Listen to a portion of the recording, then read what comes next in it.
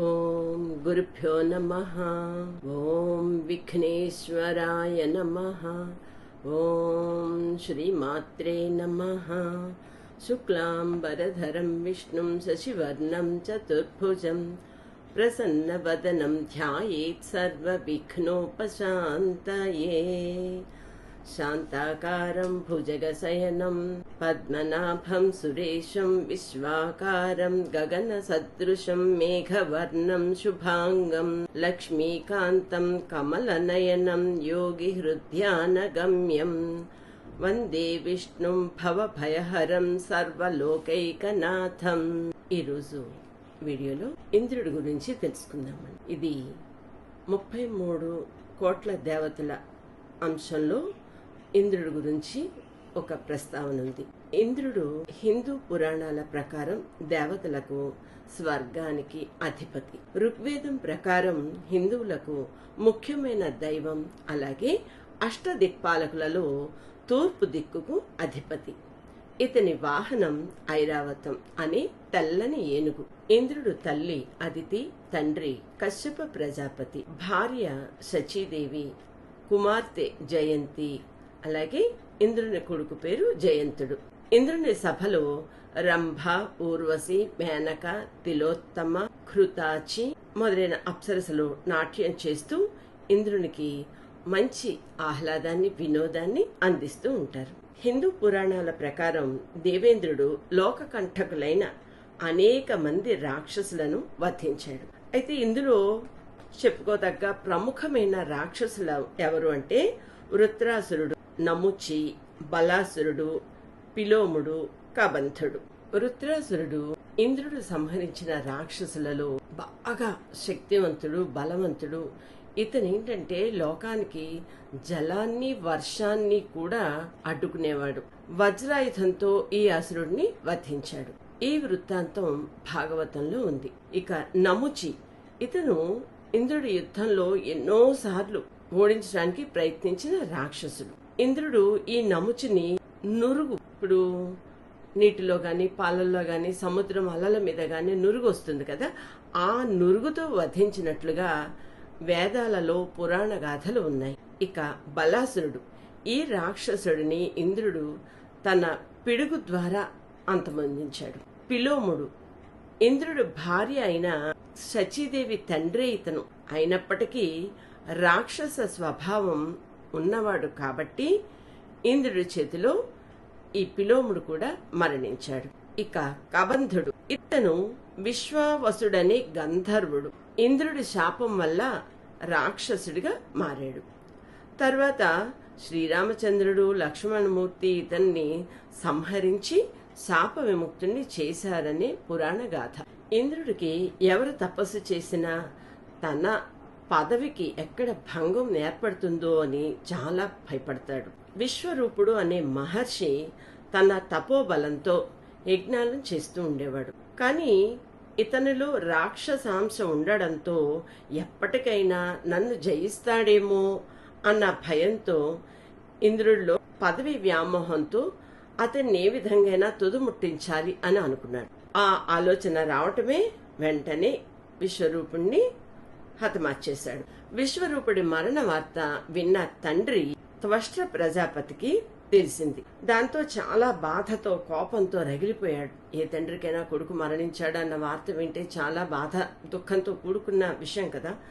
మరి దీనికి కారణమైన వాడు ఎవరు అని తెలుసుకున్నాడు.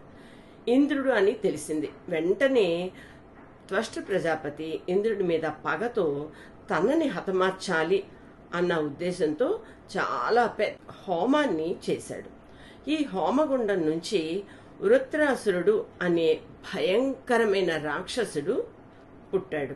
చిత్ర విచిత్రమైన వరాలతో కూడిన మహాబలశాలి ఈ వృత్రాసురుడు. 3 తలల రాక్షసుడు. ఇతనికి ఎలాంటి వరం అంటే పగలు కాని, రాత్రి కాని, లోహంతో కాని, అలాగే చెక్కతో కాని, ఎటువంటి వస్తువుతోనైనా, అంటే తడి వస్తువు గాని, పొడి వస్తువు గాని, అన్నిటితో కూడా వృత్రాసురునికి చావు అనేది రాదు. అటువంటి వరాన్ని కలిగి ఉన్నాడు ఈ వృత్రాసురుడు. ఇటువంటి వరం ఉండేటప్పటికీ రాక్షసుల్లో ఉన్నదే కదా, మొత్తం ముల్లోకాలను కూడా గజగజగజలాడిస్తూ తన మద గర్వంతో అందరినీ కూడా పీడిస్తూ ఉండేవాడు. ఇతని ఆగడాలకు అంతు లేకుండా పోయింది. దీంతో వృత్రాసురుడిని జయించే ఉపాయం కోసం దేవతలందరూ కూడా విష్ణువు దగ్గరకు వెళ్తారు. అయితే విష్ణుమూర్తి ఏం చెప్తాడంటే, వృత్రాసురుడిని సంహరించడానికి గాను దధీచి మహర్షి వెన్నెముక సహాయంతో ఒక ఆయుధాన్ని చేయించాలి. ఆ ఆయుధంతోనే ఈ వృత్రాసురుడి మరణం అనేది సంభవిస్తుంది అని చెప్పాడు. దీనితో దేవతలంతా కూడా ఈ దధీచి మహర్షి దగ్గరికి వెళ్తారు. దధీచి అతను అప్పటికే 2 సార్లు మరణించి జీవించిన మహర్షి. ఇది 3వసారి లోక కళ్యాణం కోసం సంతోషంగా తన శరీరాన్ని దేవతలకు ఇస్తాడు. అలా ఆయన వెన్నెముకతో తయారైన ఆయుధం వజ్రాయుధం. వజ్రాయుధంతో వృత్రాసురుణ్ణి సంహరించడానికి ఇంద్రుడు ఎదురు చూస్తున్నాడు. ఒకసారి వృత్రాసురుడు సముద్ర తీరాన ఇంద్రుడికి కనిపిస్తాడు. ఆ సమయం పగలు కాదు, రాత్రి కాదు, సంధ్యా సమయం. దానికి తోడు సముద్రం దగ్గర ఉన్నాడు.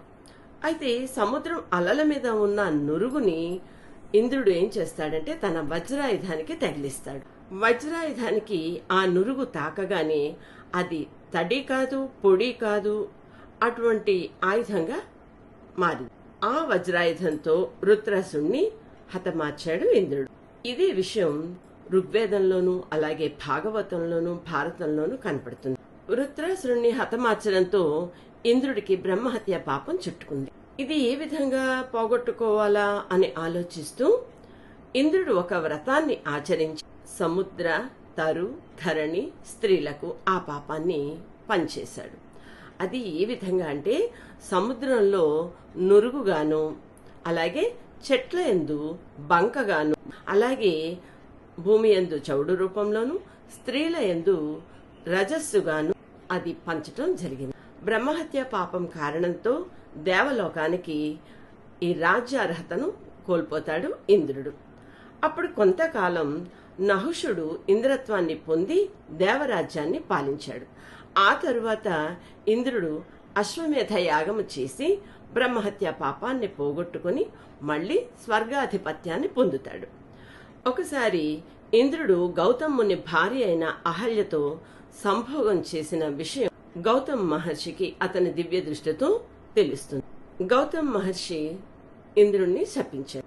ఏమిటి ఆ శాపం అంటే, ఇంద్రుని దేహమంతా కూడా సహస్ర యోనులు ఏర్పడేటట్లు, అలాగే వృషణహీనుడు అయ్యేటట్లుగా శపించాడు.